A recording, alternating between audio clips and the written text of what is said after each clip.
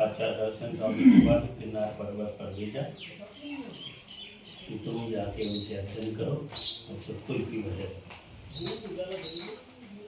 जब वे पहुँचे जिस दिन उस रात्रि में उन्होंने स्वप्न देखा कि दो बैल मस्त श्वेत वर्ण के बड़े बड़े सींगों वाले, उन्होंने स्वप्न में देखे कि मेरी ओर चल रहा है। और प्रातःकाल उन्हें सूचना मिली। पुष्पदंत और भूतबली दोनों मुनिराज के पास पहुँचे और उनसे निवेदन किया कि भरतबली ने हमें भेजा है आपके पास सरकार देना। ठीक औपचारिकता जो होती है वो हुई होगी और उन्होंने परीक्षा हेतु जो एक एक मंत्र दोनों को दिया, लेकिन उसमें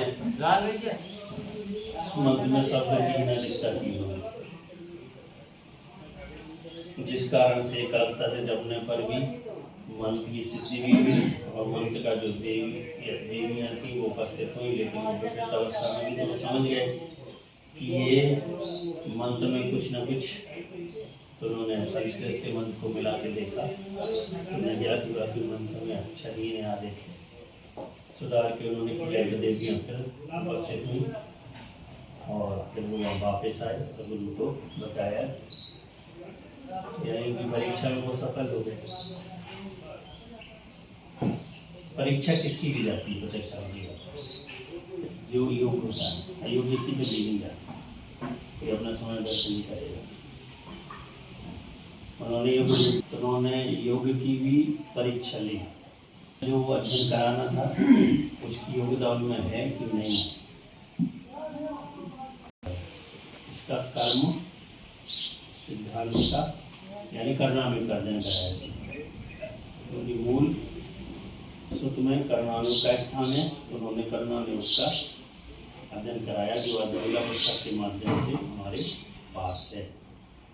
और दोनों ने अध्ययन करने के बाद जब उनकी समाधि हो गई तो उन्होंने लिपिबद्ध किया, लिखना चालू किया। पुष्पदंत और भूतबली दोनों ने लिखना प्रारंभ किया, लेकिन इनकी आयु कम थी, भूतबली की आयु कम थी, भूतबली की तो कम थी, भूतबली रुक गया, उनकी आयु कम थी, तो शेष काम करने में उन्होंने भूतबली को सौंप दिया। तो उन्होंने उसकी पूर्णता की और शुद्ध पंचमी के दिन क्या होगा कि वो के साथ बड़ी प्रभावना के साथ पहले प्रभावना पूर्वक प्रदर्शन किया योजना सबसे शुभ पंचमी पर मनाते। एक सार्थक नहीं है, लेकिन एक उपलब्धि